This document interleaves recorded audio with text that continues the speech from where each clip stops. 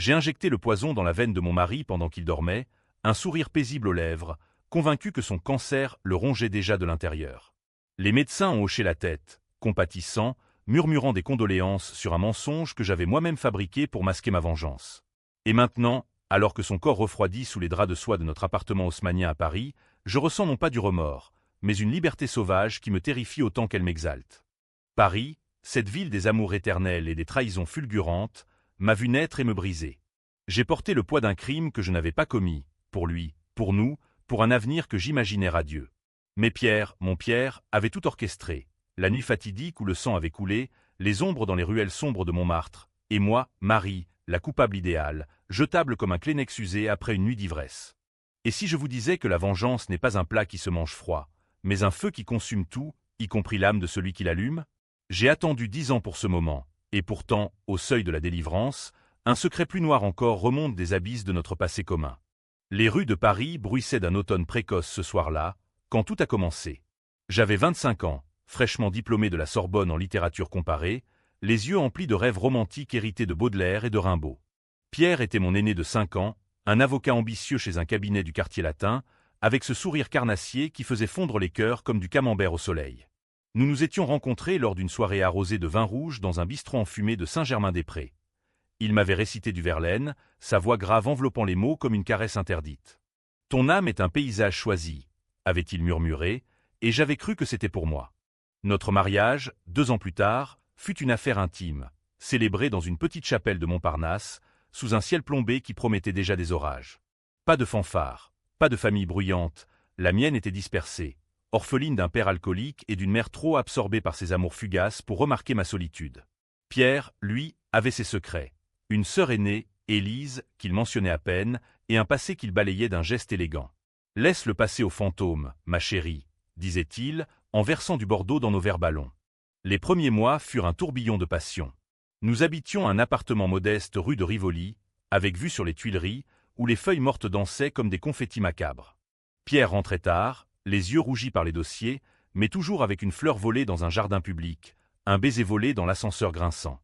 J'écrivais des nouvelles sombres, inspirées par les ombres de la ville, pendant qu'il gravissait les échelons du barreau. « Tu es mon muse maudite », me taquinait-il, et je riais, ignorant que les muses finissent souvent crucifiées. Puis vint l'hiver 2015, ce froid mordant qui s'infiltra dans nos os comme un poison lent. Pierre avait un client, un certain Raoul, un homme d'affaires véreux impliqué dans un scandale de blanchiment d'argent via des galeries d'art à Pigalle. Raoul était le genre de personnage qui suintait la fausseté, costume sur mesure, cigare cubain, et un rire qui sonnait comme un glas. Pierre le défendait pro bono, par amitié, disait-il, mais je voyais les chèques discrètement glisser dans sa mallette. Une nuit de décembre, Pierre ne rentra pas. J'attendis, le téléphone collé à l'oreille, composant son numéro jusqu'à l'aube. Les flics débarquèrent à 6 heures, 2 inspecteurs en imperméable trempé, l'air de chiens errants. « Madame Duval, votre mari est impliqué dans un homicide. » Mon cœur s'arrêta.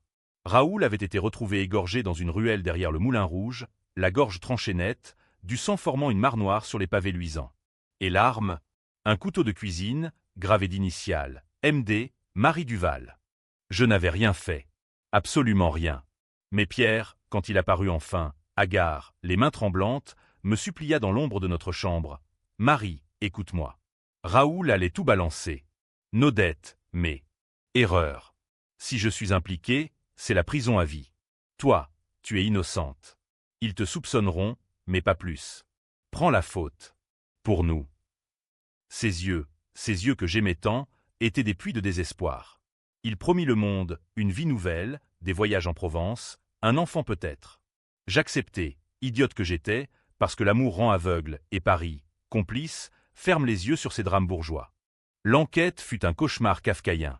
Les commissaires, ces limiers parisiens aux moustaches jaunies par le tabac, me cuisinèrent pendant des heures dans une salle aux murs jaunis de la PJ du quai des Orfèvres. Où étiez-vous cette nuit, madame? Je balbutiai une histoire de promenade solitaire le long de la Seine, le couteau emprunté, pour me défendre contre les voyous. Pierre, en coulisses, falsifia des alibis, graissa des pattes. Le juge d'instruction, un vieux renard nommé Lefebvre, secoua la tête. Pas de preuves solides, mais un mobile flou. 3 ans avec sursis, pour commencer. Je sortis libre, mais marqué au fer rouge. La femme qui avait tué pour un amant infidèle, même si c'était un mensonge.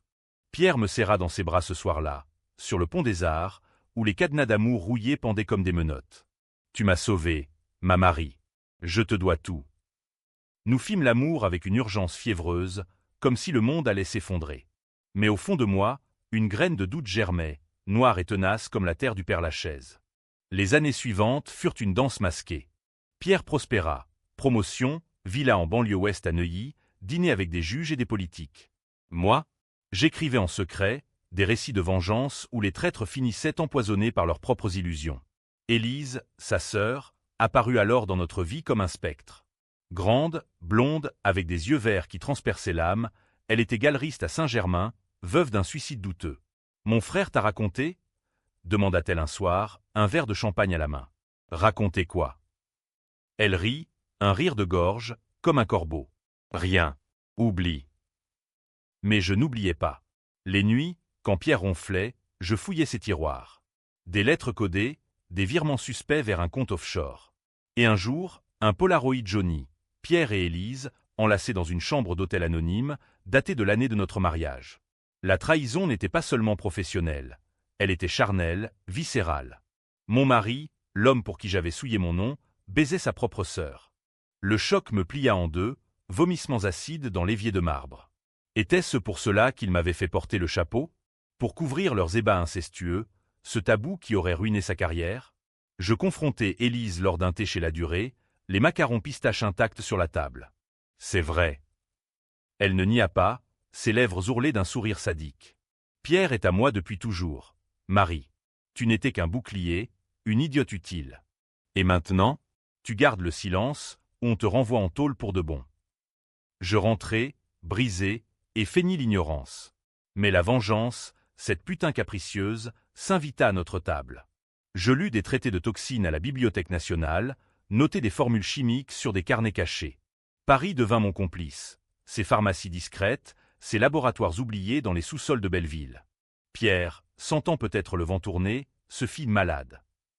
Des maux de tête, des nausées, des consultations chez des oncologues renommés à l'hôpital Saint-Louis. Cancer du pancréas, diagnostic stérile. Stade terminal. 6 mois à vivre. Il s'affaiblit, devint ombre de lui-même, confiné dans notre lit à baldaquin. Élise venait se veiller, ses mains caressant les siennes avec une tendresse qui me donnait la nausée. Moi, l'épouse dévouée, je cuisinais des potages légers, infusais des tisanes aux herbes anodines. Mais dans l'une d'elles, le ricin broyé, extrait d'une graine achetée chez un herboriste de la rue Mouffetard. Invisible, indétectable, mortel. La nuit fatidique, je m'allongeai contre lui, mon corps contre le sien frêle. « Je t'aime, Pierre », murmurai-je, en piquant l'aiguille hypodermique dans son bras flasque. Il soupira, un dernier râle, et s'éteignit comme une bougie soufflée par le Mistral. Les ambulances hurlèrent dans la nuit parisienne, les urgentistes secouèrent la tête, métastase fulgurante. Rien à faire. Libre. Enfin. Mais alors que je signais les papiers à la morgue, un appel anonyme. « Marie, tu crois que c'était lui, le monstre? Regarde dans le coffre de la voiture. » Élise. Mon cœur martela. Dans le garage souterrain, sous les néons blafards, le coffre révéla une boîte. Des rapports médicaux, datés d'il y a 10 ans. Pierre n'avait pas tué Raoul. C'était Élise. Et le couteau? Gravé MD pour Marie Duval, mais trempé dans le sang par les mains de Pierre, pour me piéger définitivement. Le deuil, à Paris, est une comédie amère. Les condoléances pleuvent comme une averse d'octobre. Fleurs fanées sur le pas de porte, messe lue à la sauvette à Notre-Dame-des-Victoires, et ses regards en coin des voisins de Neuilly, ces bourgeois aux lèvres pincées qui murmurent « pauvre veuve, déjà si jeune ». J'assistais à l'enterrement sous un ciel de plomb, Élise à mes côtés, sa main froide sur mon épaule comme une serre de rapace. Elle portait un chapeau noir à voilette, chic et impénétrable, et ses yeux vers lançaient des flèches empoisonnées. Il t'aimait, à sa façon, susurra-t-elle au cimetière du Père-Lachaise, parmi les tombes de Chopin et d'Oscar Wilde. À sa façon, répétai-je, la voix rauque, en pensant au ricin qui courait encore dans ses veines mortes. Les jours suivants furent un brouillard opiacé. Je vendis l'appartement de Rivoli, trop de souvenirs, trop de taches invisibles sur les tapis persans, et m'installai dans un studio exigu du Marais, rue des Francs-Bourgeois, où les murs suintaient d'humidité et d'histoire. Paris, cette garce volage, m'avala entière. Ces marchés aux puces de Saint-Ouen regorgeant de reliques maudites, ces cafés enfumés où les écrivains raténoient leurs plumes dans l'absinthe. J'écrivais furieusement, un roman inachevé sur une femme qui avale des secrets comme des pilules. Mais la nuit, les cauchemars me hantaient. Pierre revenant, spectral, la gorge ouverte comme Raoul, réclamant justice. Élise ne lâchait pas prise. Elle m'invita à dîner dans son appartement cossu de la place des Vosges, sous les arcades Renaissance qui abritent les amours interdites depuis des siècles. Pour Pierre, dit-elle, en servant un coq au vin fumant. Ses lèvres, peintes en rouge sang, esquissaient un sourire qui n'atteignait pas ses yeux. Nous parlâmes de tout et de rien. Les expositions au Louvre, les grèves des cheminots qui paralysaient la ville, la montée des extrêmes qui gangrenaient la République. Puis, inévitablement, le passé. Tu sais, Marie, Raoul méritait sa fin. Il avait ruiné notre famille, volé l'héritage de père. Père? Pierre et Élise n'avaient jamais mentionné un père. Un banquier véreux, mort en prison pour fraude. Pierre et moi. Nous avons dû nous débrouiller. Je sirotais mon vin, le palais engourdi par le tanin âpre. Et le couteau? Pourquoi moi? Elle haussa les épaules, un geste si français, si désinvolte. Pierre t'aimait, à sa façon. Il voulait te protéger de nous, de notre folie. Mais tu as tout gâché en fouillant. Fouillant? Elle savait pour le Polaroid. Bien sûr. Je sais pour le ricin, aussi, ajouta-t-elle, comme on commente la météo. Mon verre se brisa dans ma main, du sang goûtant sur la nappe damassée. Tu. Comment. Elle rit, ce rire de corbeau qui me glaçait. J'ai des amis, Marie. Des amis qui écoutent les murmures des laboratoires. Tu penses que les flics n'ont pas trouvé de traces? Ils ont, mais je les ai fait taire. Pour l'instant. La menace plana comme un linceul. Je quittai la place des Vosges en titubant, le marais défilant en ombre floue, les vitrines des librairies anciennes, les graffitis anarchistes sur les murs lézardés. Était-ce un bluff? Élise, avec ses connexions dans le milieu de l'art, ses galeries qui avaient plus d'argent que de toile, avait le pouvoir de ruiner des vies. Je rentrai, barricadai la porte, et passai la nuit à éplucher des articles en ligne sur le ricin. Indétectable en autopsie si dosé finement, mais les progrès de la toxicologie. Un frisson me parcourut. Et si les métastases n'étaient qu'une couverture pour mon crime? Le lendemain, je contactai un vieil ami de la Sorbonne, Antoine, un chimiste excentrique travaillant à l'Institut Pasteur. Nous nous vîmes dans un bar miteux de Bastille, entouré de pinques aux crêtes teintes et de touristes égarés. Marie, ma vieille, qu'est-ce qui te tracasse? Ses lunettes rondes glissaient sur son ébusqué, et il empestait le tabac froid. Je lui tendis une mèche de cheveux de pierre, prélevée subrepticement avant l'enterrement. Analyse ça. Discrètement. Il promit des résultats en une semaine, mais son regard dubitatif me noua l'estomac. En attendant, Élise frappa à nouveau. Une enveloppe glissait sous ma porte. Des photos granuleuses de moi, achetant les graines de ricin, développées en noir et blanc comme un film de Melville. Accompagné d'une note, « Rejoins-moi ce soir au Moulin Rouge. Où le monde saura. » Le Moulin Rouge, ce temple de la débauche où Raoul avait péri. Ironie cruelle. Je m'habillai en noir, un tailleur Chanel emprunté à une friperie de la rue du Faubourg Saint-Honoré, et pris le métro jusqu'à Pigalle, cette colline des plaisirs tarifés et des regrets éternels. Le cabaret bourdonnait, touristes japonais hilars, couples enlacés dans les loges de velours rouge. Élise m'attendait au bar, une cigarette aux lèvres, un martini sec devant elle. « Assieds-toi, sœur de malheur. » Sœur. Le mot claqua comme une gifle. « Qu'est-ce que tu veux ?» demandai-je, la voix tremblante. Elle exhala une volute de fumée vers le plafond peint de nymphes lascives. Pierre n'était pas le monstre. Moi, si. Raoul. Il abusait de moi depuis l'enfance, sous les yeux de père. Pierre l'a su trop tard. Il m'a aidé à le faire taire, mais c'est moi qui ai tenu le couteau. Et toi? Tu as fini le travail pour nous deux. La révélation me frappa comme un uppercut. Pas Pierre seul, mais un duo maudit, frère et sœur unis dans le sang. Pourquoi me dire ça maintenant? Elle écrasa sa cigarette, les yeux luisants. Parce que tu portes son enfant, Marie. Notre enfant. Testé positif la semaine dernière, chez le même oncologue. Pierre l'a su avant de mourir. Il voulait te le dire, mais... Le monde vacilla. Enceinte? De Pierre? Ou d'Élise, par quelque sorcellerie génétique? Non, impossible. Mais les nausées matinales, ces vertiges. Tout collait. Je m'enfuis dans la nuit pigalloise, les néons clignotant comme des avertissements. Rue Le Pic, je vomis tripes et boyaux contre un mur tagué de liberté ou mort. Antoine appela le lendemain, Marie, les cheveux. Pas de cancer. Du ricin, pur. Mais pas fatal seul. Il est mort d'une overdose de morphine, auto-administrée. Suicide. Suicide. Pierre, l'avocat rusé, se donnant la mort? Ou Élise, l'empoisonneuse, doublant la mise? La paranoïa s'installa, tenace comme la brume sur la Seine. Je changeai de numéro, éviter les ombres d'Élise dans les couloirs du métro. Mais Paris est petit, impitoyable, on se croise toujours. Lors d'une expo au centre Pompidou, je la vis, discutant avec un procureur bedonnant. Nos regards se croisèrent, et son sourire fut une lame. Bientôt, murmura-t-elle en passant. Pour l'héritier. L'héritier. L'enfant. Je touchai mon ventre, encore plat, et sentis une rage nouvelle monter. Vengeance pour deux, maintenant. Je contactai un privé, un ex-flic nommé Durand, barbu et cynique, qui traînait ses clics dans les bistrots de Belleville. Trouve-moi tout sur Élise Duval. Ses amants, ses crimes, ses faiblesses. Il ricana. Ça coûtera cher, madame la veuve. Je payai avec les bijoux de Pierre, fondus en billets sales. Durand livra. Élise n'était pas veuve d'un suicide. Son mari, un collectionneur d'art, avait été empoisonné au thallium en 2012, affaire classée accident. Et Raoul? Pas un abus isolé, mais une longue chaîne, père, beau-père, collègue. Élise, la survivante, la justicière tordue. Mais le twist, Pierre n'était pas son frère. DNA falsifié, héritage volé. Pierre était son fils, né d'un viol par Raoul sur leur mère commune. Inceste inversé, un nœud gordien de sang et de sperme. Mon monde implosa. L'homme que j'avais aimé, pour qui j'avais tué, était un bâtard monstrueux, élevé dans le mensonge. Et l'enfant en moi? Peut-être pur, ou marqué du même sceau. Je décidai, la vengeance culminerait au réveillon du Nouvel An, place de la Concorde, où Paris célèbre ses illusions. La grossesse avançait comme un train fantôme dans les veines de la ville. À 5 mois, mon ventre bombé tendait les robes noires que je portais encore, en deuil perpétuel.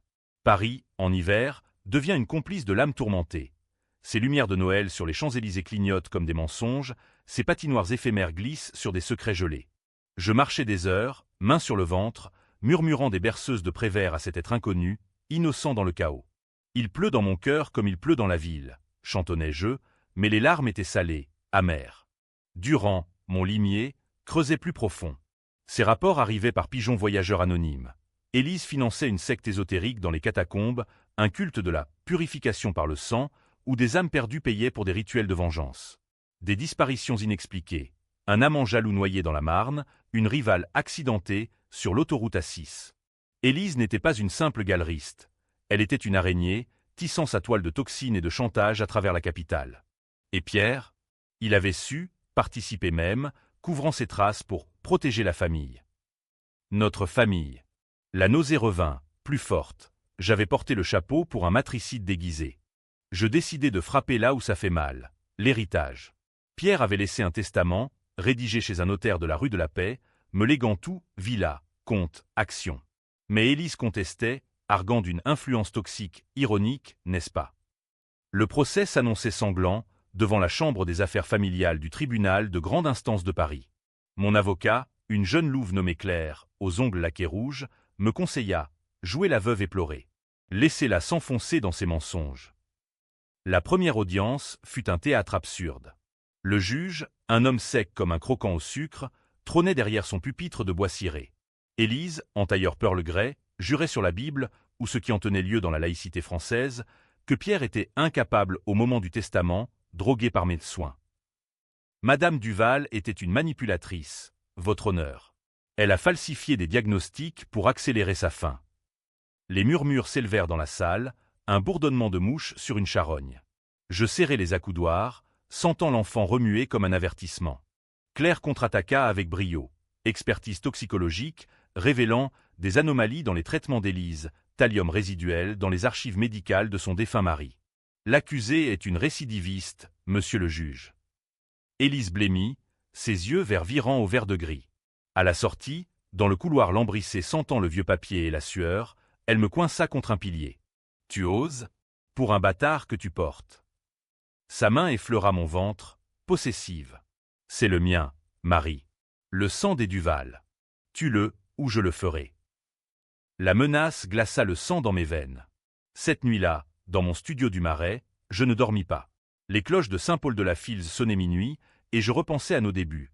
Pierre me lisant du Sartre au lit, l'enfer, c'est les autres. Avait-il su que l'enfer était lui? Au lever du soleil, pâle et laiteux sur les toits de zinc, je composais le numéro de Durand. Trouve-moi une faiblesse fatale. Quelque chose d'irréversible. Il rappela 2 jours plus tard, voix rauque de whisky. Élise a un rituel mensuel dans les catacombes. Demain soir, pleine lune.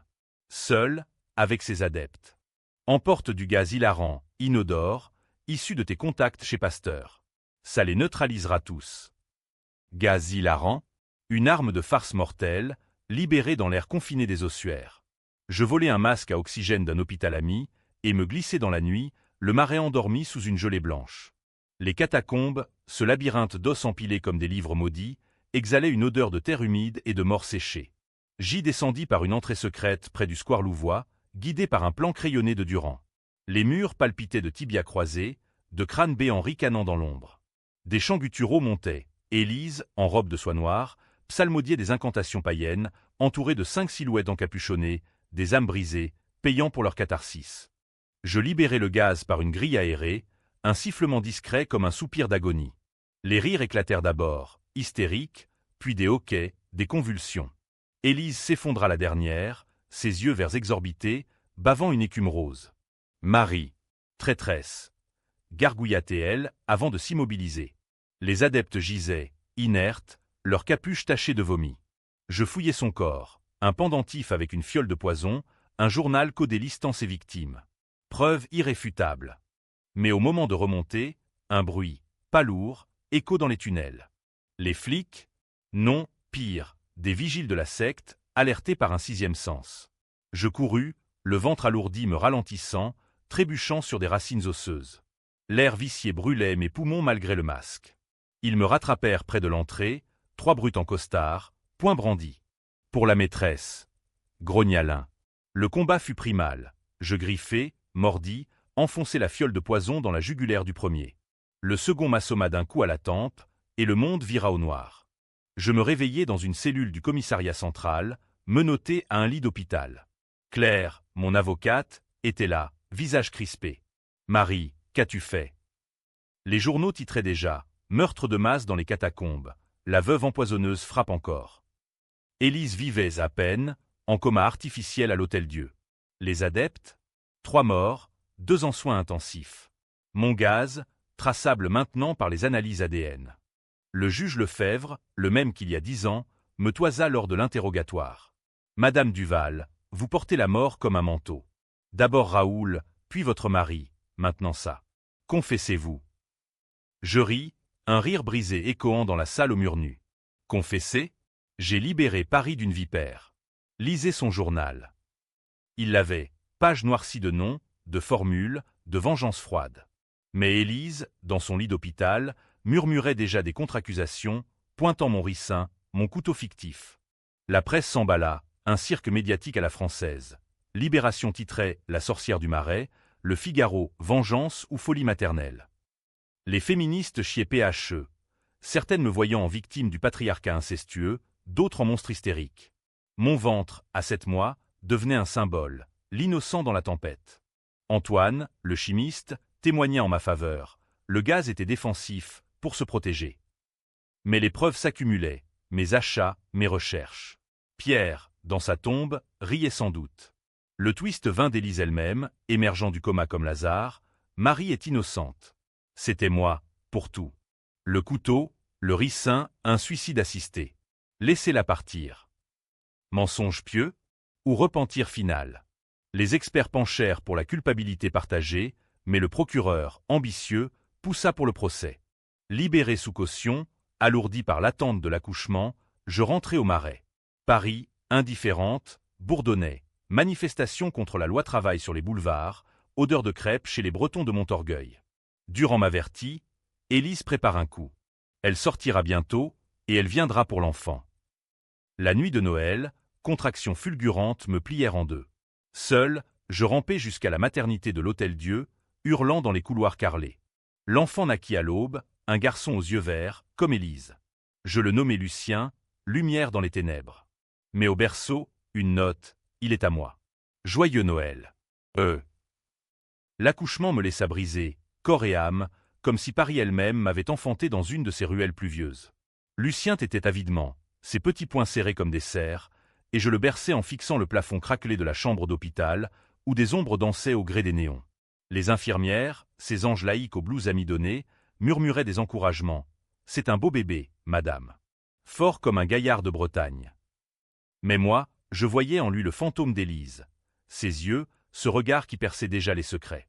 Claire vint me voir, portfolio sous le bras, l'air d'une Amazone en tailleur-pantalon. Bonne nouvelle, Élise a plaidé coupable pour les catacombes. Réduction de peine en échange de silence sur ton. Implication. Silence. Un pacte du diable, scellé dans les couloirs feutrés du palais de justice. Mais le testament, l'enfant, demandai-je, la voix encore enrouée par les cris.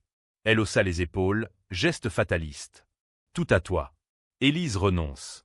Elle part en maison centrale à Fleury-Mérogis. 10 ans minimum.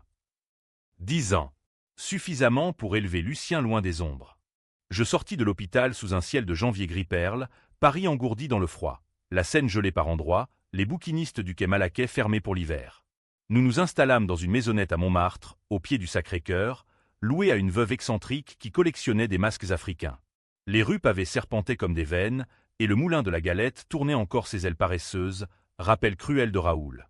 Lucien grandit vite, un bambin aux boucles châtaines et aux rires contagieux qui faisait fondre les cœurs des vieux peintres de la place du Tertre. Je repris l'écriture, un roman sur une mère vengeant son sang souillé, publié sous pseudonyme chez un petit éditeur de la rue de l'Odéon. La sang du mensonge, titre Athéon, et les critiques, ces hyènes parisiennes, le dévorèrent. Un thriller psychologique à la Modiano, teinté de féminisme noir.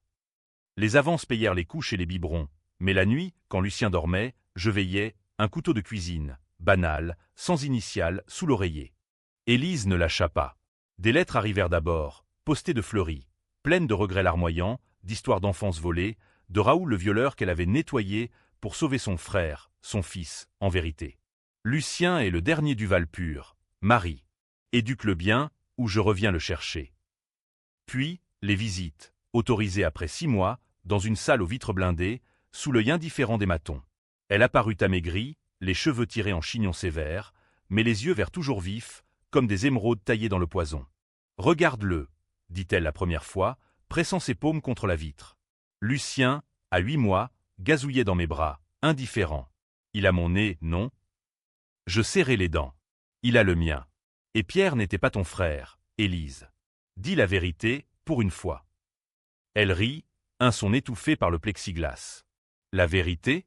Pierre était mon fils, oui. De Raoul, ce porc. Notre mère, une prostituée de Pigalle, m'a forcé à l'élever comme un frère pour cacher la honte. J'ai aimé Pierre d'un amour maternel, puis plus. C'est le sang qui appelle le sang. Inceste, oui, mais d'une mère pour son fruit maudit. Le tabou ultime, qui fit vaciller ma haine en pitié fugace. Lucien grandit, et Paris l'engloutit. Ses premiers pas sur les marches du Sacré-Cœur, ses rires aux guinguettes de Belleville, où les accordéonistes jouaient du Piaf sous les tonnelles. À 3 ans, il posa la question fatidique. « Maman, où est papa ?» Je balbutiai une histoire de grand voyage, mais ses yeux verts fouillèrent les miens. Trop sage.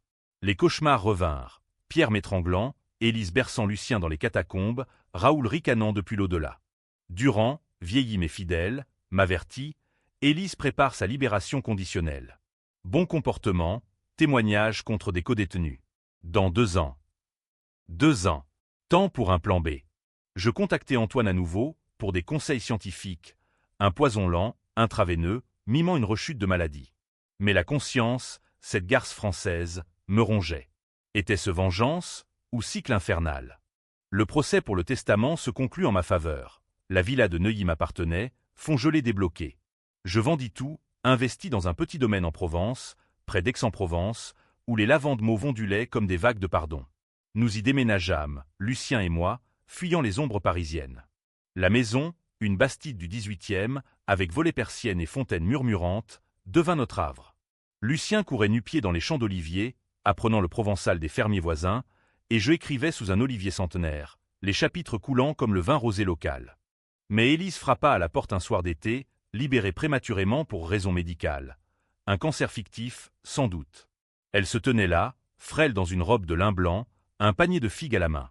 Paix, Marie. Je viens voir mon petit-fils. Lucien, 4 ans, la dévisagea, intrigué. Tata Élise, murmura-t-il, et elle s'agenouilla, larmes aux yeux. Oui, mon trésor. Tata qui t'aime. Les semaines suivantes furent une danse sur des braises. Élise s'installa dans la dépendance, aidant aux vendanges, racontant des contes provençaux de sorcières et de loups. Lucien l'adorait, suspendu à ses lèvres peintes. Moi, je cuisinais des bouillabaisse empoisonnées d'hésitation, versais du pastis dans des verres où le ricin dansait invisible. Mais chaque soir, quand elle bordait Lucien, je voyais l'amour maternel, tordu, oui, mais réel. Pourquoi ? Lui demandai-je un soir, sous les étoiles du Luberon. Pourquoi tout ça ? Elle soupira, allumant une cigarette gitane. Pour survivre, Marie. Raoul m'a brisé enfant, Pierre m'a guéri dans le péché, et toi, tu as fermé le cercle. Mais Lucien, il est la rédemption. Rédemption ? Le mot sonna faux, mais ses yeux, pour la première fois, étaient doux. Puis, le doute s'insinua, des analyses ADN anonymes, commandées par Claire. Résultat, Lucien n'était pas de Pierre. Un amant d'un soir, à Paris, avant le suicide. Un prof de la Sorbonne, innocent, viril. Pas de sang maudit. Libre. Pourtant, la vengeance bouillonnait. Lors de la fête de la lavande, sous les guirlandes lumineuses, je glissai le poison dans son anisette. Elle but, rit, dansa avec Lucien sur une musique de Tino Rossi. À minuit, elle s'effondra, convulsion discrète attribuée à une crise cardiaque. Les gendarmes d'Aix hochèrent la tête, âge, stress carcéral. Lucien pleura, mais je le consolai. Tata est au paradis des fleurs. Libéré ? Non. La paix était un mensonge. Car au matin, dans sa chambre, un mot. Tu as gagné, mais le cycle continue. Regarde Lucien grandir. Il saura. Les années en Provence filèrent comme un mistral furieux, emportant les feuilles mortes et les regrets inavoués. Lucien grandit en un garçon de 10 ans, élancé comme un cyprès, avec ses yeux verts qui charmaient les commères du marché d'Aix et les bergers des collines. Il escaladait les rochers de la Sainte-Victoire, peignait des aquarelles primitives inspirées de Cézanne, et posait des questions qui me transperçaient. « Maman, pourquoi Tata Élise est partie si vite ? Était-elle une sorcière ?» Je souriais, évasive, en lui servant une ratatouille odorante. Les sorcières existent, mon cœur, mais elles protègent leurs secrets. Mon roman devint un succès discret, traduit en italien et espagnol, me rapportant assez pour agrandir la Bastide. Une bibliothèque aux murs tapissés de volumes reliés cuir, une serre où poussaient herbes anodines, et autres. Paris me manquait parfois, ses fureurs intellectuelles, ses amours fugaces dans les brasseries de la Coupole. Mais la Provence, cette terre de lumière et de vin, pansait les plaies. Les festivals de jazz à Uzès, les marchés aux truffes de Richeranche où Lucien marchandait comme un petit Marseillais. Pourtant, les ombres revenaient, insidieuses. Des rêves où Élise me visitait, spectrale, le ventre gonflé de lavande empoisonnée, murmurant « le sang appelle le sang ». Je me réveillais en sueur, vérifiant le verrou de la porte de Lucien. À 12 ans, il fouilla ma bibliothèque, trouva le journal d'Élise, que j'avais gardé, relique maudite. « Maman, c'est quoi, le ricin ? Et Raoul, c'était qui ?» Ses yeux, me clouaient au pilori. Je dus confesser, par bribes, le couteau, le mensonge, la vengeance. Pas tout, l'inceste, le suicide assisté, mais assez pour qu'il me regarde différemment, un mélange de fascination et de crainte. « Tu l'as tué pour moi ?» demanda-t-il un soir, sous le ciel étoilé du Luberon, où les cigales chantaient leur requiem. Pour nous, Lucien. Pour briser la chaîne. Il hocha la tête, grave, et jura le silence. Mais les enfants, ces petits diables, gardent tout. À 16 ans, Lucien était un adolescent tourmenté, dévorant Dostoïevski et Camus à la lueur d'une lampe à huile. Il voulait étudier le droit à Paris, pour réparer les injustices, disait-il. Ironie, suivre les pas de Pierre. Je l'accompagnai pour les inscriptions à la Sorbonne, et là, au cœur du quartier latin, le passé nous sauta à la gorge.